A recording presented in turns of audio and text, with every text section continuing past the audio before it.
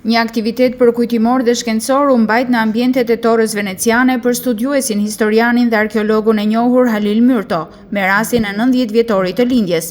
Aktiviteti organizuar nga Qendra Muzeore e Durrës kishte për qëllim të risillte në vëmendje të studiuesve kontributin e vyer që Myrto ka dhënë ndër vite për trashëgiminë tonë arkeologjike. Afrim Hoti, një mik dhe koleg i tij, e kujton kështu personalitetin Halil Myrto. Ne sot promovojmë një nga librat e tij, ai ka disa libra të votuar,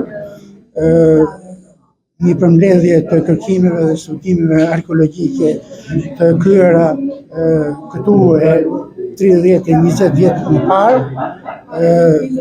Nuk është libri i fundit, ai akoma ka